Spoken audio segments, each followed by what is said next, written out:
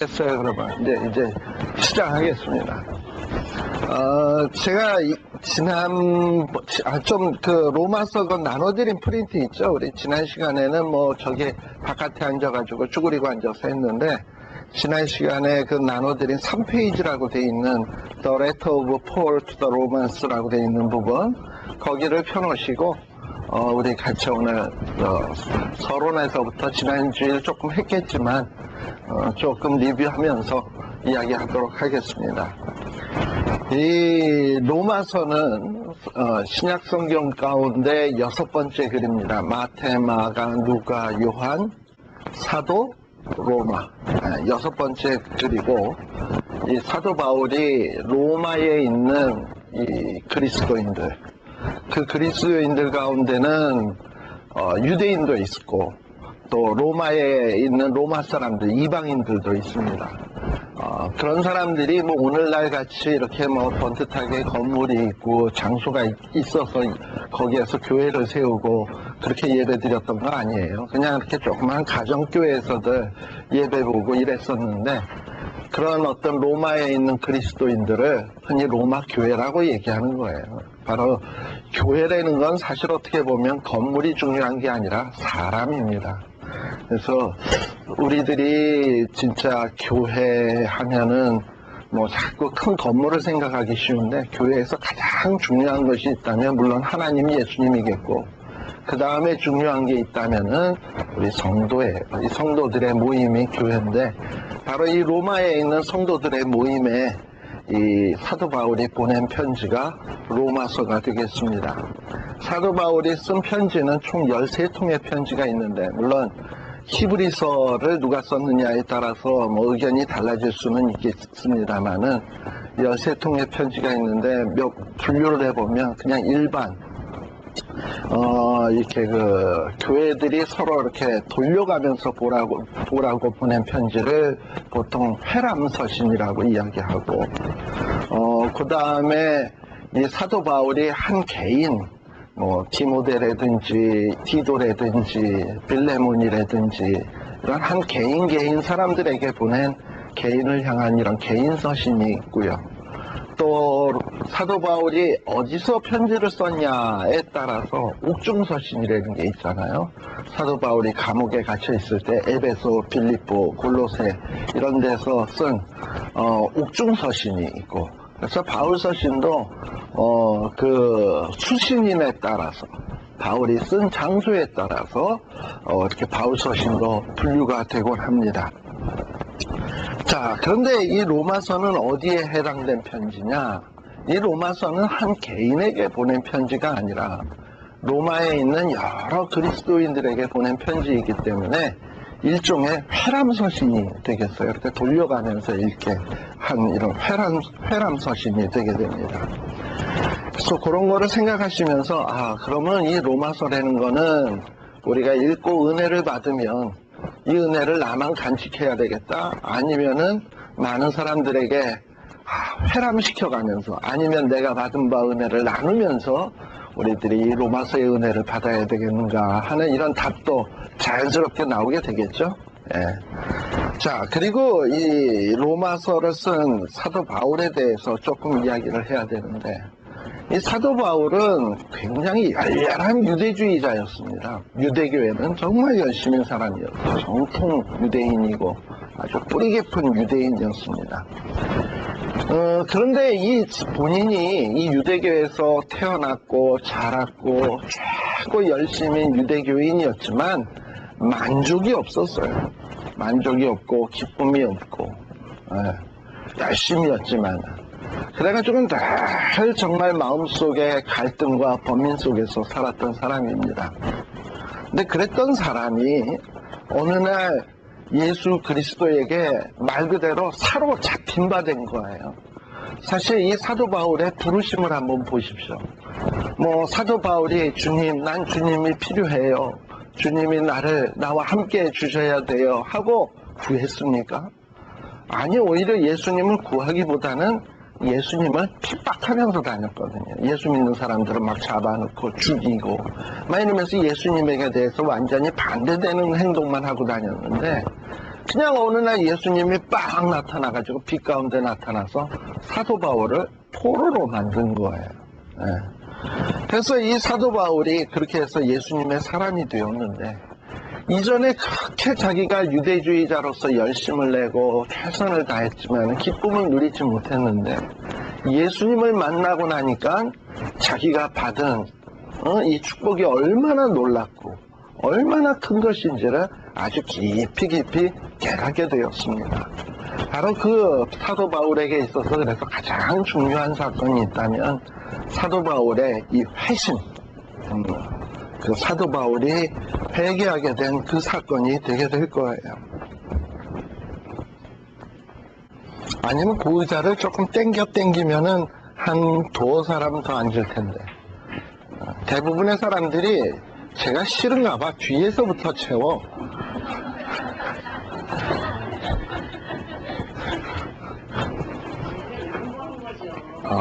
그래요? 그런 깊은 뜻이. 자, 그래서 이 사도 바울의 이 회심 사건에 대해서 늘 바울 서신을 읽을 땐 이런 생각을 해봐야 돼요. 사도 바울이 그렇게 유대주의자면서 열심이 없었는데, 자기가 이렇게 보면은 그리스도인들은 자기보다도 뭔가 율법에도 열심이지 않지, 뭐 태어난 가문도 변변치 않지, 뭐 학벌도 딸리지, 뭐 여러 가지로 자기보다도 부족하고 기뻐할 조건이 없는데, 그들을 보면 그들의 얼굴에는 미소가 있고 행복이 있고 환한 광채가 나고 뭐 이러는 걸 보면 더 미치겠는 거예요. 여러분들 옛날에 그러지 않아요?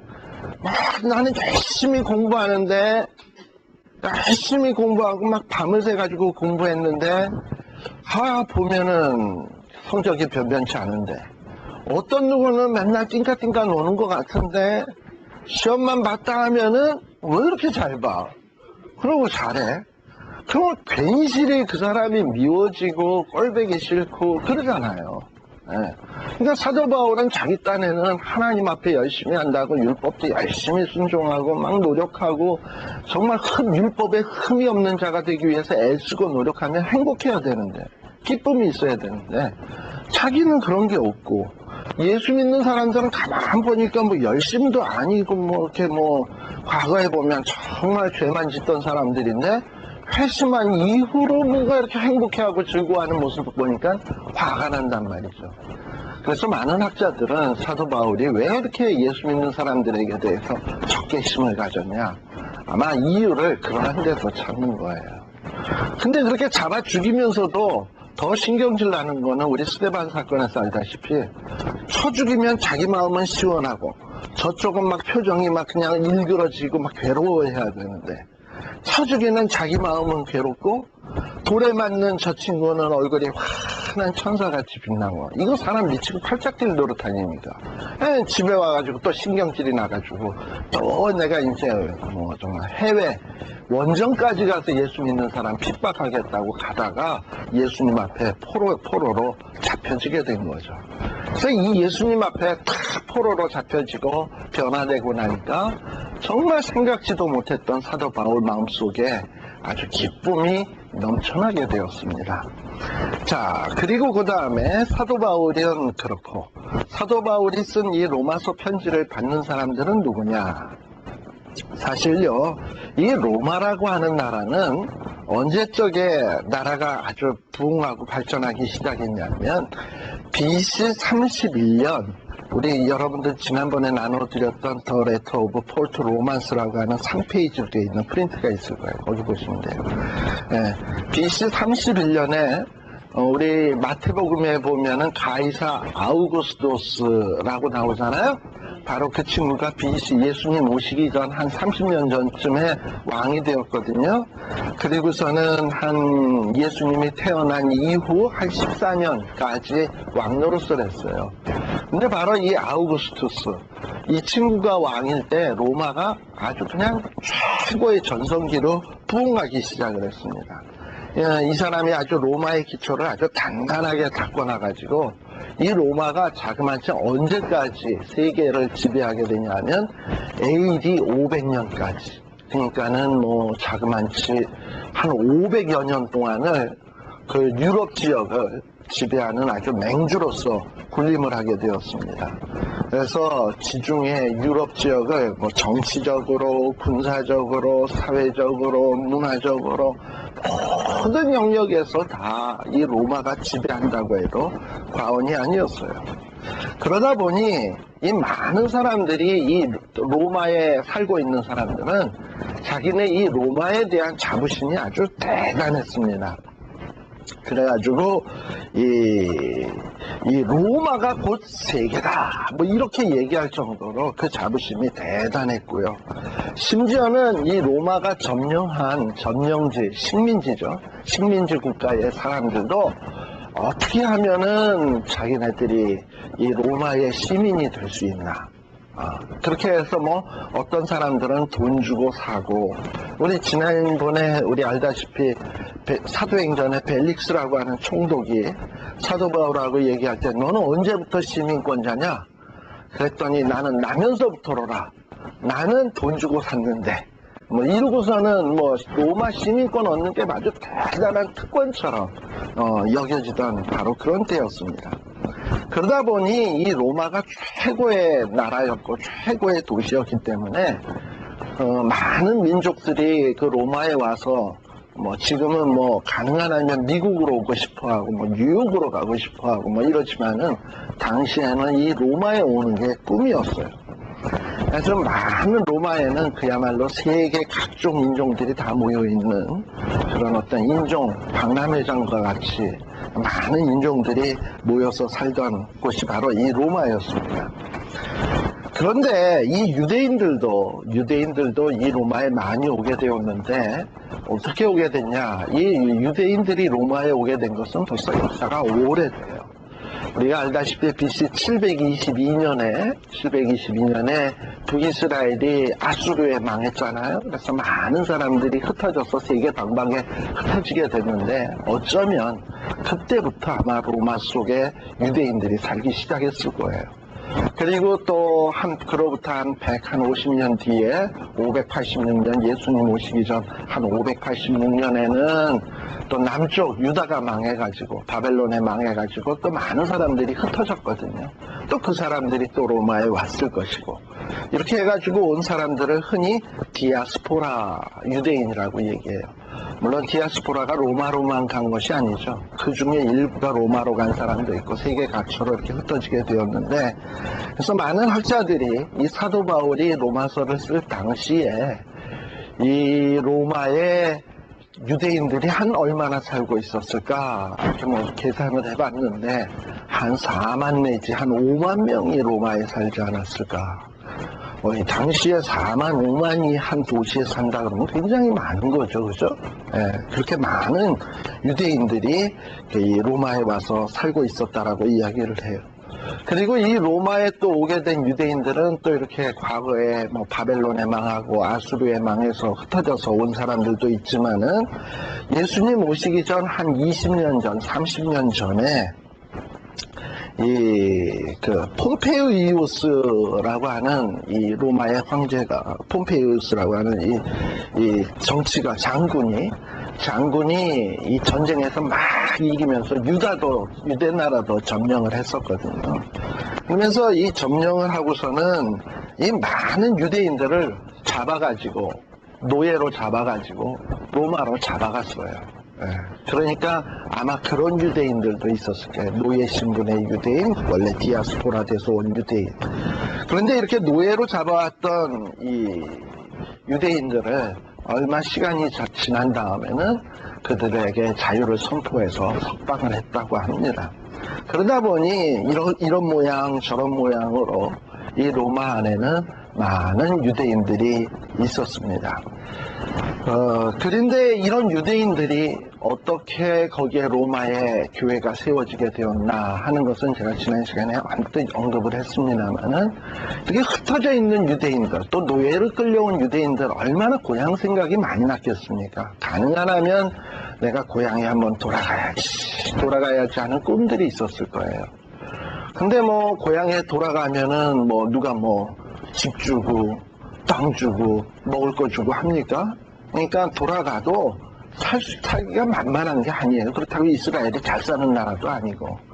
그러니 돌아간다는 것도 쉬운 일 아니니까 사람들 마음속에 어떤 꿈이 있냐면 최소한 유대인들의 명절 때만 이래도 특별히 뭐 유월절, 오순절, 뭐 수장절 이런 절기에 예루살렘의 성전에 가서 하나님 앞에 또 예배라도 드려야 되겠다 하는 것이 이 흩어진 유대인들의 소망이었습니다. 그런데 바로 이 사도행전에서는 그 절기 가운데 특별히 오순절 날을 배경으로 시작이 되는데요. 이 오순절 날이라고 하는 것은 6월절로부터 50일 되는 날입니다. 우리 아다시피 우리 예수님이 십자가에 못 박히신 때가 언제죠? 6월절이죠. 6월절에 마치 6월절 양이 죽임당하는 것처럼 예수님이 6월절 절기 기간 중에 금요일날 십자가에 못 박히신 거거든요. 바로 오순절이라는 것은 바로 그 6월절 날로부터 50일 되는 날이 오순절이에요. 그러니까 6월절이 보통 한 4월, 우리가 6월절이 또 부활절이 있는 주간 아닙니까? 예수님이 사흘 만에 살아났으니까. 그게 4월 보통 한 셋째 주니까. 그로부터 오순절이라고 하면 언제쯤입니까? 한 7월? 6월 말 7월? 뭐 이 정도 되겠네요. 그죠? 네. 그래서 이 오순절은 초여름 정도가 바로 이 오순절 기간이에요.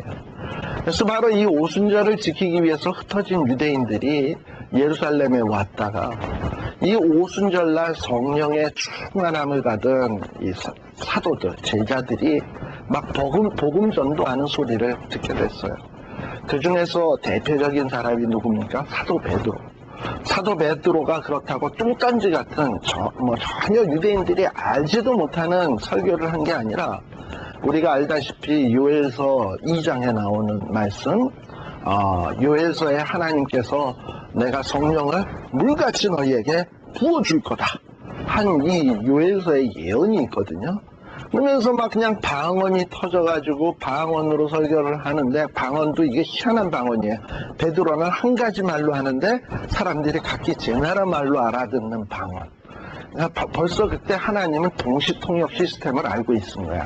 예. 동시통역 시스템으로 그냥 다 제 나라 말로 알아듣는 이런 놀라운 역사가 나타나니까 얼마나 놀랍니까? 근데 이게 무슨 귀신의 장난도 아니고 이 베드로가 막 선지서를 인용을 하면서 설교를 하니까 이 아마 흩어진, 특별히 로마에서 살고 있다가 이렇게 오순절날 방문했던 이 그리스도인들도 굉장히 충격을 받았던 것 같아요. 그리고 이 사도 베드로의 말씀을 듣고 난 다음에 가슴이 찔려가지고 막 우리가 어찌할꼬 하고 회개할 때 사도 바울이 회개하라, 그리고 성령을 받아라, 이렇게 해가지고 은혜를 받은 거죠. 그래서 이 은혜의 감격을 가지고 돌아가가지고 아마도 이 자기가 예루살렘에서 오순절날 경험한 사건들을 이 사람 저 사람에게 전도하는데, 이런 전도하는 사람들 위에 누가 함께 했을까?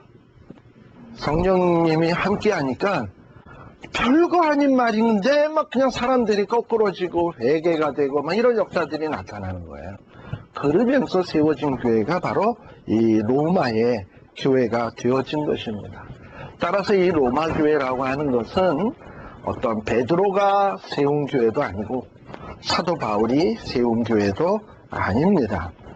그러니까 이 로마의 교회는 그 시작은 어떤 무명의 성도, 무명의 우리가 알지 못하는 어떤 누구에 의해서 이 로마의 교회가 세워진 것으로 봐야 돼요. 그런데 이 로마에 있는 이 유대인들이라고 하는 사람들이 이 로마에서의 그 스테이터스라 그러나, 신분이라 그럴까, 어떤 나라로 받는 대접이라 그럴까, 그런 점에 있어서 이 유대인들은 로마에서 그렇게 달가운 존재가 아니었습니다. 그건 뭐라 그래야 되냐면, 그 뭐 뜨거운 감자와 같은 존재라 그래야 될까? 이거 뭔가 귀찮은 존재, 좀 문제거리, 골치 아픈 존재들이 바로 유대인들이었습니다. 왜냐하면 이 유대인들은 곳곳에 가면 자꾸 자기 민족밖에 몰라. 그러다 보니 자꾸 문제를 일으키고 소동도 일으키고 막 이래요. 그런데 이 AD 49년경에 이 클라우디우스라고 하는 이 로마의 황제가 이 로마에 사는 유대인들은 다 나가라, 다 추방해라, 추방시켜라 명령을 내려가지고 유대인들을 다 추방을 시켰어요. 근데 무슨 이유가 있어야 될 거 아닙니까? 근데 이 AD 49년에 이 클라우디우스 황제가 유대인들을 쫓아낸 데는 이유가 있었습니다. 그 이유가 뭐냐면 크레스토스의 소동 때문이었다라는 이런 기록이 나타나요. 크레스토스 뭐랑 이름이 비슷하지 않아요? 크레스토스, 크리스토스 모음 하나 차이죠. 원래 그 헬라어에서 에나 이는 서로 이렇게 모음이 혼용돼서 많이 나타나요. 그럼 크레스토스를 이름을 조금 바꿔서 얘기하면 크리스토스의 소동이다 하면은 누구에 의한 소동이라고요? 그리스도에 의한 소동이다라는 거예요. 근데 이게 왜 이런 소동이 일어났냐 하면 이 로마 안에 그 무명의 성도들이 오순절날 은혜 받고 와서 막 교회를 세우기 시작했잖아요. 근데 이 사람들은 원래는 뭐였던 사람이냐면 유대인이었다고요. 회당에서 철저한 유대인이었고 막 그냥 오순절날 고향 땅까지 가려고 했던 사람들이니 얼마나 철저한 열심인 유대인들이었겠습니까? 근데 이랬던 사람들이 어느 날 오순절날 갔다 오더니 사람이 달라졌어. 유대주의자가 아니야. 이제는 그리스도의 사람이 돼버린 거예요. 근데 이 그리스도의 사람이 된 유대인하고 그리고 정통 그냥 오순절날 안 갔던 유대인들하고 뭔가 이렇게 마찰이 일어날 수밖에 없어요. 그래가지고 어떤 서로 다투고 난리를 나니까 커다란 문제가 생겨나기 시작하니까 이 로마 황제가 보더니 이들 때문에 시끄러워 못 살겠다. 그리스도인이든 그리스도인이 아니든 원래 유대인이든 둘 다 나가라. 유대인자 들어가는 놈들은 다 나가라. 해가지고 유대인들을 이 로마에서 쫓아냈어요. 원래 여러분도 사도행전에서 우리 공부했습니다만 아굴라와 브리스길라 아시죠? 사도 바울의 동역자였던 이 아굴라와 브리스길라는 어디 살았던 사람들이냐면 원래 로마에 살았던 사람이에요. 그러니까 아마 이 사람들은 예전에 뭐 디아스포라에서 왔던 유대인이거나 아니면 아까 포로로 잡혀왔다가 노예로 잡혀왔다가 석방된 유대인이거나 아마 그런 사람의 후예였을 거예요. 근데 이랬던 사람들이 어쨌든 예수를 믿었고 왜 이러다가 이 클라우디우스 황제가 나가라 그러니까 할 수 없이 거기서 살지 못하고 나갔다가 사도 바울의 에베소에서 만나가지고 함께 동역하게 된 거잖아요. 그러니까 아굴라와 브리스길라예요. 바로 이렇게 로마에서 쫓겨나게 된 사건. 이 사건도 가만 생각을 해보면 뭐 정치적으로 소동이 일어나서 쫓겨났고 뭐 이랬구나 뭐 이렇게 생각할지 모르지만 그 안에 섭리하시는 하나님의 손길을 보세요. 아굴라와 브리스길라가 그런 어떤 소동이 안 일어나고 클라우디우스 황제가 추방령을 안 내렸다면 아굴라와 브리스길라가 사도 바울을 만났을까 안 만났을까? 안 만났겠죠. 네. 그래서 물론 뭐 예수 안 믿는 사람들은 아이고 예수 믿는 사람 그냥 억지로 이리 껴맞추고 저리 껴맞춰서 하나님의 섭리 속에서 만났자 어쨌다 이렇게 얘기하는지 모르겠지만 뭐 이렇게 얘기할지 모르겠지만 사실은 어떻게 보면 하나님께서 아굴라와 브리스길라를 그냥 하나님이 어떤 그 당시 정치 상황에 의해서 사회 상황에 의해서 밀어내시고 그리고 그렇게 해서 만나게 했고 또 그렇게 해서 바울을 만났기 때문에 아굴라와 브리스길라가 그 신앙이 한 차원 더 업데이트 되지 않았겠습니까? 그리고 에베소의 목회자였잖아요. 그래가지고 이 아굴라와 브리스길라가 또 누구를 데려옵니까? 저 알렉산드리아에 있는 아볼로라고 하는 사람을 또 데리고 와가지고 교육을 시켜가지고 아굴라와 브리스길라가 이 아볼로를 또 고린도에 또 파송하는 또 이런 역사가 있잖아요. 그러니까 어떻게 보면 이런 모든 우리가 볼 때는 사소하게 넘어가는 이런 정치적인 사건도 하나님께서 하나님 복음 전도를 위해서 바울 만나게 아볼로를 또 더욱더 성숙시켜서 고린도에서 쓰기 하기 위한 일련의 정지 작업이라고 우리는 봐야 될 겁니다. 그렇다면 우리가 이렇게 미국 오고 우리에게 일어나는 여러 가지 사건들도 다 우연히 되어지는 일은 없어요.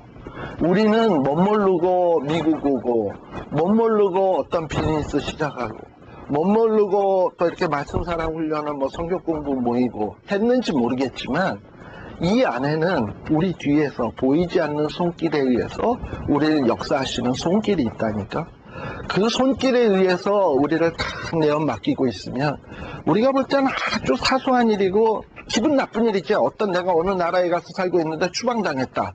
이거 되게 기분 나쁜 일 아닙니까? 근데 우리에게도 왕왕 그런 일이 생긴단 말이지.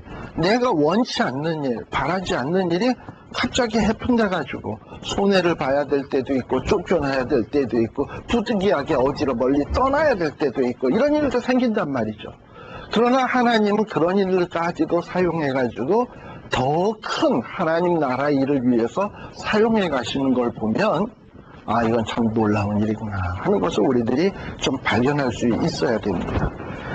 자, 그렇게 해가지고 이렇게 많은 사람들이 쫓겨났었는데 이 AD 54년에 이 클라우디우스라고 하는 황제가 죽었네. 죽고 나니까 이 흩어졌던 유대인들이 다시금 이 쫓겨났던 유대인들이 로마 교회에 모여지기 시작을 했어요. 모여지기 시작을 하니까 이 한번 박해를 받고 환난을 당했으니 그 믿음이 얼마나 더 단단하게 되었겠습니까? 우리 욥기에도 보게 되면 그가 우리를 단련하신 후에는 뭐같이 나오리라? 정금같이 나오리라. 그러니까 추방령에 의해서 쫓겨났던 유대인들이 나갈 때는 은 같았는지 모르지만 그가 쫓겨난 다음에 단련하신 후에는 뭐가 돼서 돌아왔어? 정금이 되어서 돌아왔으니 얼마나 더 열심히 전도했겠으며 더 열심히 했겠습니까? 그러다 보니 이 54년 이후에 이 로마의 교회가 막 부흥하고 발전하기 시작하는 거예요. 그런데 이 사도 바울이 로마서를 쓴 때는 언제냐 하면 한 AD 한 57년, 58년, 56년 5페이지 중간 약간 밑에 보게 되면 고린도에 있을 때 썼다 그랬잖아요. 그때가 한 AD 한 56년, 57년이니까 이 클라우디우스가 쫓아냈다가 죽은 해가 54년이니까 돌아온 유대인들이 한 3년 동안 막 전도해서 교회가 막 부흥하기 시작을 한 거예요. 로마의 교회가. 그런 소식을 고린도에 있는 사도 바울이 들은 거지. 3년 내에 막 그냥 교회가 불같이 일어나는 소식을 듣고. 그러니 로마에 더 가고 싶은 거야. 그런데 이 로마에 들려오는 소문들이 너무 좋으니까 사도 바울이 로마서 편지를 딱 쓰면서 첫머리에 뭐라고 인사를 하고 있냐면 그 내용이 로마서 1장 8절입니다. 우리 한번 같이 한번 볼까요?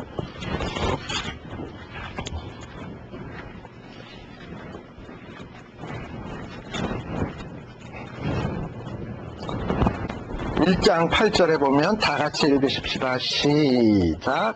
첫째는 내가 예수 그리스도로 말미암아 너희 모든 사람을 인하여 내 하나님께 감사함은 너희의 믿음이 온 세상에 전파됨이로다 라고 했어요. 다시 말하면 이 로마의 무명의 어떤 성도들에 의해서 복음이 전도됐는데 또 그렇게 해서 예수 믿은 사람들의 그 믿음이 어떻게 보면 참 별 볼 일 없을 것 같은데 그 믿음이 어디에? 거기 뭐라고 되어 있어요? 온 세상에. 이 로마를 중심으로 해서 온 세상에 그들의 믿음이 막 전파된다는 것을 사도 바울이 들은 거예요. 베드로에 의해서 세워진 것도 아니고 바울에 의해서 세워지지도 않았는데, 즉 다시 말하면 어떤 훌륭한 스타 목사님, 스타 무슨 이런 복음 전도자에 의해서 세워진 교회도 아닌데 평범한 평신도들에 의해서 세워진 교회인데 그들의 믿음이 어디에 전파돼? 온 세상에 전파된다 하니 이게 얼마나 놀라운 일입니까? 그런 소식을 들으니까 사도 바울이 하나님 앞에 감사하고 또 이렇게 로마 교인들을 칭찬하고 격려하고 있는 거예요. 네.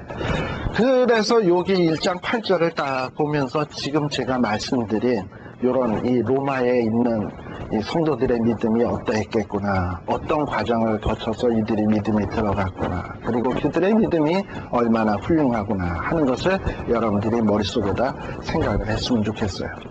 자, 그런데 이 사도 바울이 그럼 이런 로마에 있는 사람들에게 왜 이런 편지를 쓰느냐? 사실 사도 바울은 이 로마서 편지를 쓰기 전까지는 한 번도 로마에 간 적이 없습니다. 그저 사정을 들어서 알 뿐이었어요. 이전에 갈라디아서 우리 아직 공부는 안 했지만 지금 이 로마서를 쓸 당시에는 이미 갈라디아서 편지도 썼었고 고린도 전후서도 썼었습니다. 우리는 지금 연대기 순으로 가는 건 아니에요. 그런데 이 고린도 전후서라든지 갈라디아서라든지 이런 편지들은 갈라디아 지역에 직접 바울이 갔잖아요. 그리고 자기가 전도한 사람도 알고 그 상황도 알고 그런 걸 다 상황을 아는 것을 배경으로 해서 그들에게 편지를 썼습니다.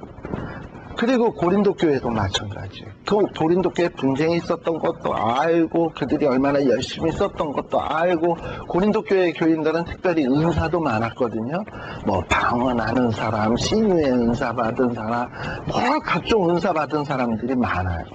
또 그 고린도 교회는 유두계와 순두계, 유오디아와 순두계, 이런 분들이 또 여전도의 회장들이 또 막 서로 다툼하고 이랬던 것도 있고, 너무나도 잘하는 어떤 상황을 염두에다 두고 그런 문제를 생각하면서 편지를 썼는데, 이 로마서는 로마에 있는 성도들에 대해서는 자기가 경험한 게 하나도 없어. 그저 들은 걸로만 아는 거예요.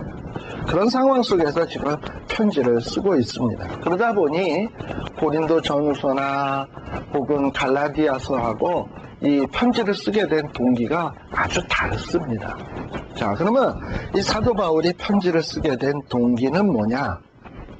아마도 이 사도 바울의 마음 속에는 은연중에 어떤 마음이 들기 시작을 하냐면, 내 달려갈 길이 거의 다 끝나간다 라는 이런 의식이 있었어요. 그러니까 자기의 종말이 얼마 남지 않았다라는 이런 생각이 일단 바울의 마음속에 있습니다. 그걸 어디서 알 수 있냐면, 우리 알다시피 사도행전 공부하면서 했지만은 3차 전도 여행 마지막 마무리할 때 에베소에 있는 장로님들을 불러다 모아놓고 가지 말라 사람들이 울고불고 난리 났을 때 사도 바울은 내가 받은 사명, 내가 받은 이 사명을 감당함에 있어서는 내 목숨을 조금도 아끼지 아니하겠노라, 이러고 얘기했던 거 기억나시죠?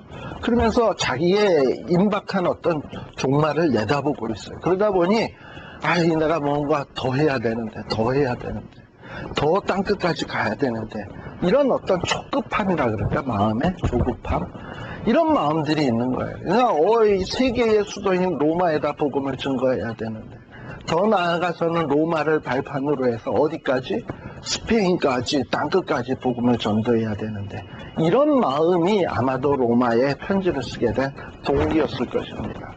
무턱대고 턱하니 로마에 가서 복음을 전도하러 가게 되면은 로마 사람들이 좋아하겠습니까? 우리 알다시피 사도행전 11장 한번 보실래요?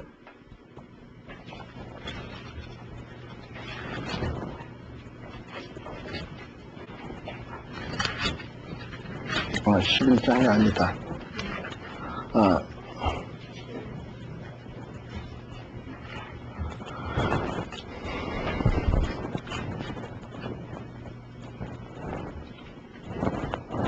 자, 11장 19절 한번 보세요.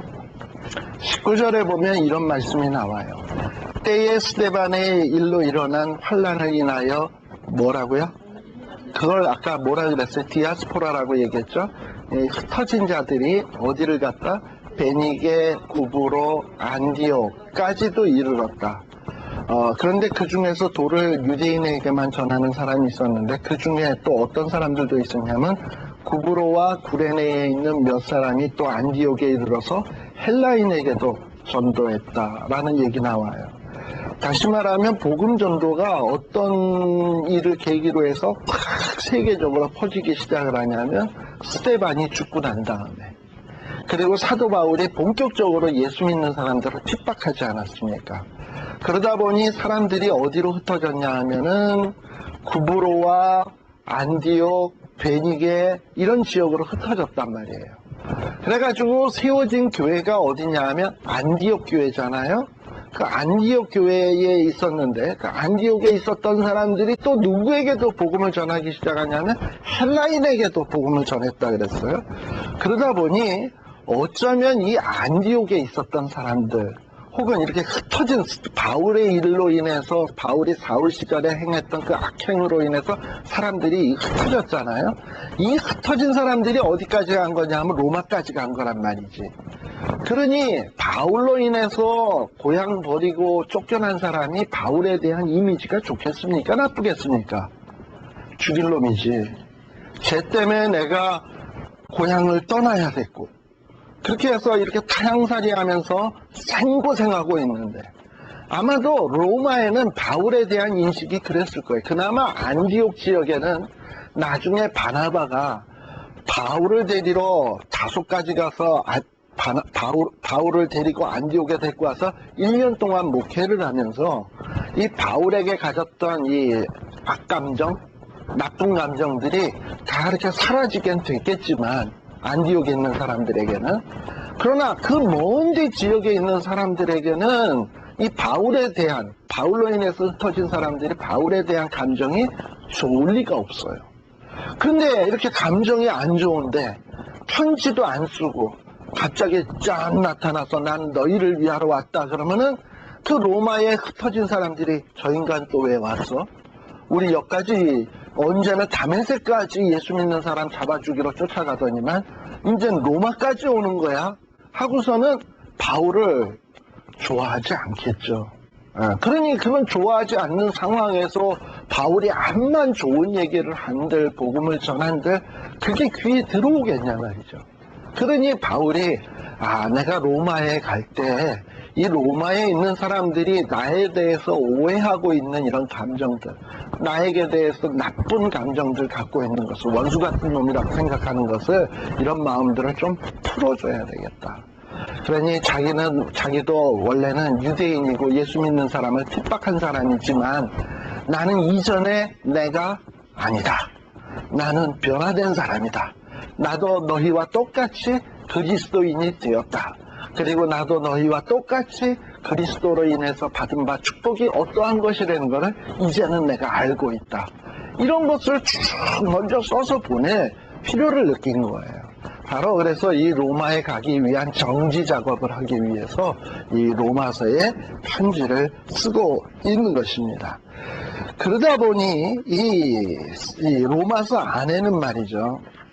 로마서 안에는 상당히 자기 사도 바울이 느꼈던 주님의 은혜, 주님께서 베푸시는 은혜가 얼마나 큰 건가, 또 그리스도인이 되었다라는 게 무엇인가 하는 것을 아주 구체적으로 기록하고 있습니다. 왜냐? 나는 이제 그리스도를 핍박자가 아니라 이제 그리스도의 사람이 되었다는 걸 얘기하기 위해서, 그래서 뭔가 벽을 허물기 위해서 그런 얘기들이 상당히 많이 써 있어요. 그리고 사도 바울의 또 하나의 이 로마서를 쓰게 된 동기는 뭐냐? 이 로마가 세계의 수도였거든요. 그러니 이 세계의 한복판에다가 내가 복음을 증거해야지. 5페이지입니다. 한복판에다가 복음을 증거해야지 하는 이런 야무진 꿈을 갖고 있었던 거예요.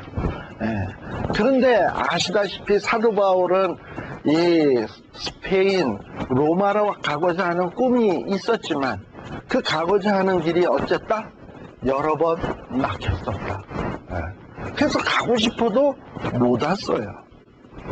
근데 아무튼 세계의 중심부에다가 복음 전도하는 것이 바울의 꿈이었거든요.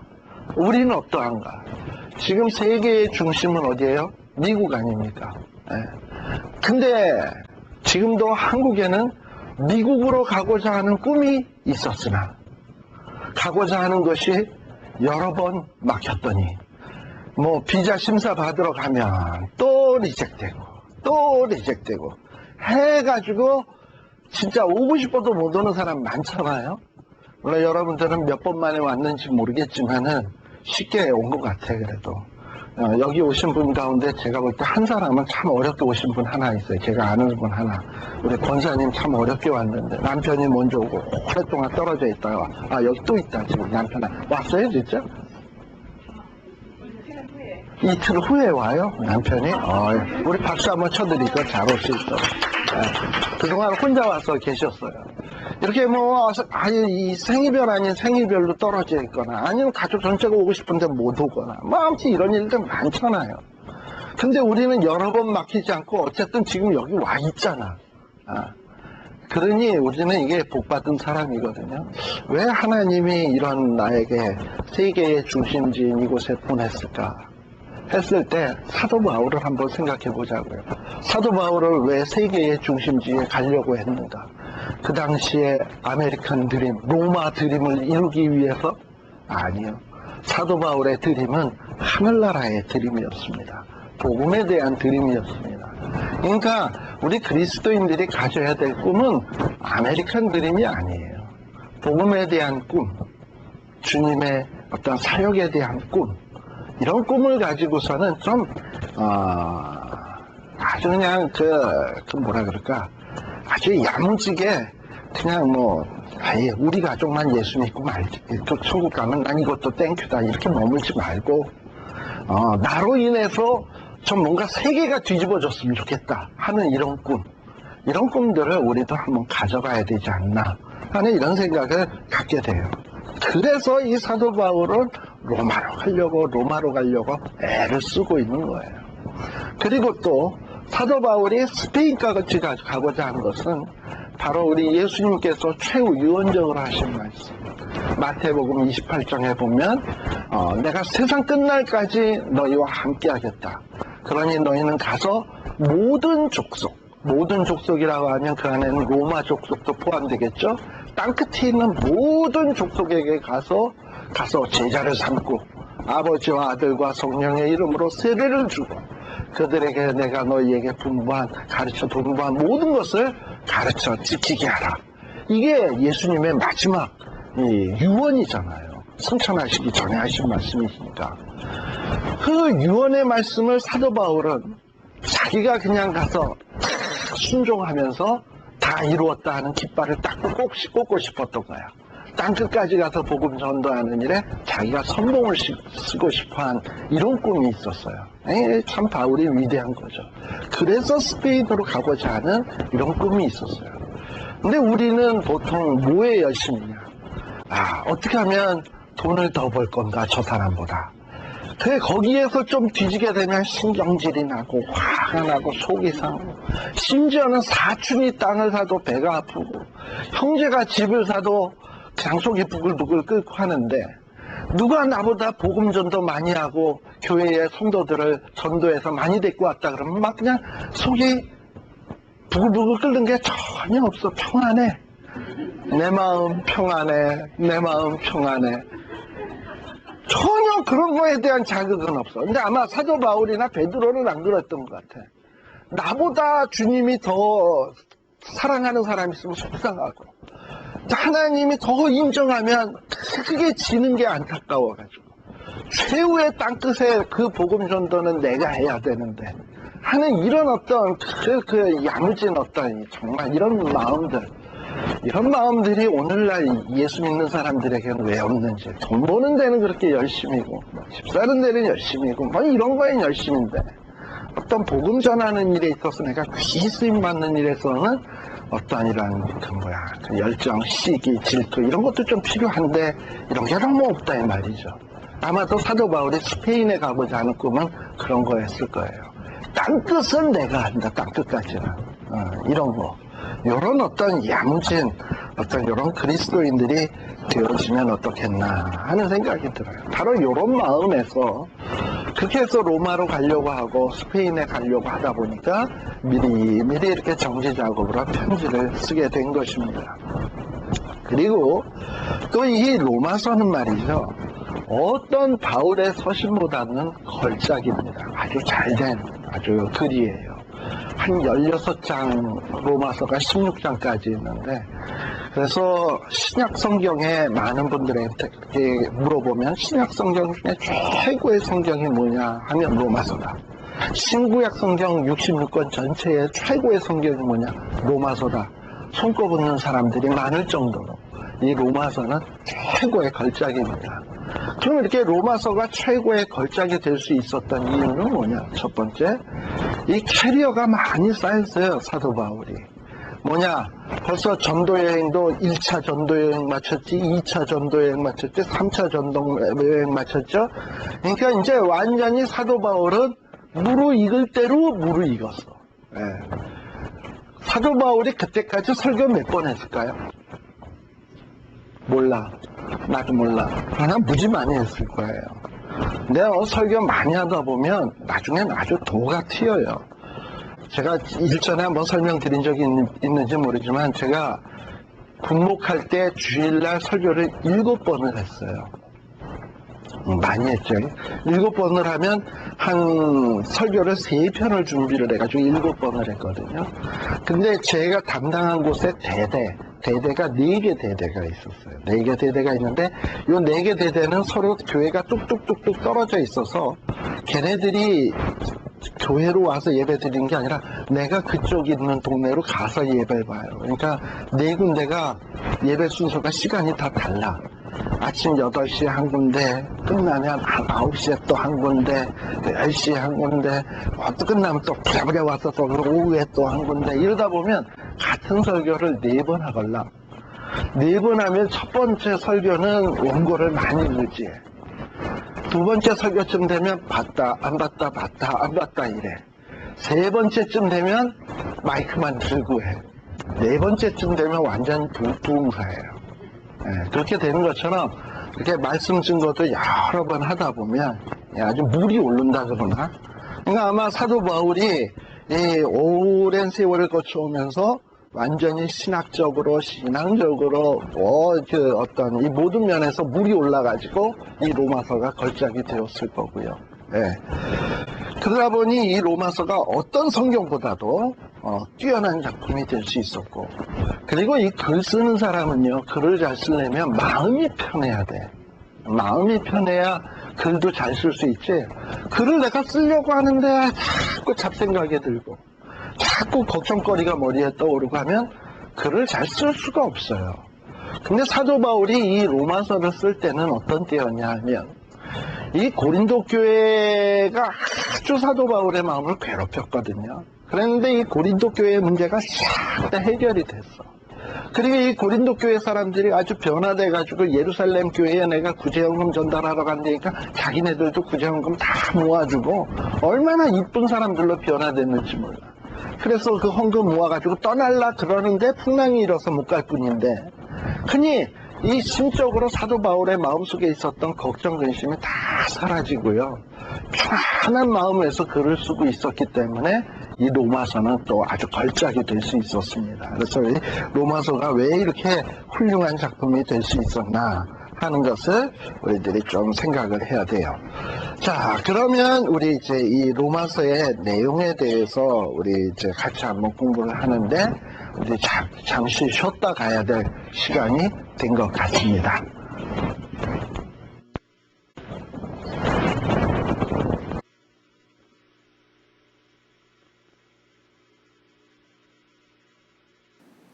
헌금에 대한 안내를 해드리겠습니다. 헌금 웹사이트 주소는 www.gototherock.com/give가 되시겠습니다. 그래서 이 사이트에 들어가시면 Anaheim Korean이라는 버튼이 있어요. 그래서 그것을 누르시고 거기서 안내하는 대로 여러분들이 헌금을 해주시면 되는데, 항목이 11조 헌금부터 일반 헌금, 선교 헌금, 구제 헌금, 그리고 Heart for the Harvest에 이르기까지 잘 되어 있습니다. 그래서 여러분들이 그쪽으로 온라인으로 헌금을 해주시면 되고요. 온라인 헌금이 불편하신 분들은 저에게 연락을 주시면 잘 교회에 헌금을 하실 수 있도록 안내해 드리겠습니다. 먼저 우리 이 헌금을 위해서 기도하고 오늘 예배를 위해서 기도하고 마치겠습니다. 하늘에 계신 우리 아버지 하나님, 오늘 귀한 주일날 하나님 귀한 말씀을 듣고 우리가 정말 세상 속에서 복음을 증거하며 살도록 결심을 하도록 하나님께서 은혜를 주시니 감사합니다. 오늘 이 시간 하나님께 마음과 뜻과 정성을 다해서 헌금을 드리오니 준비한 가정마다 하나님께서 하늘의 창구문을 열어주셔서 복을 내려주시되 누르고 흔들고 넘치는 복으로 함께하여 주시옵소서.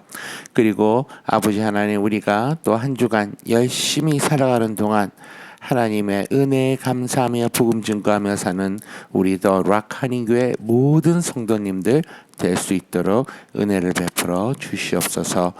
감사드립니다. 예수님의 이름으로 기도하옵나이다. 아멘.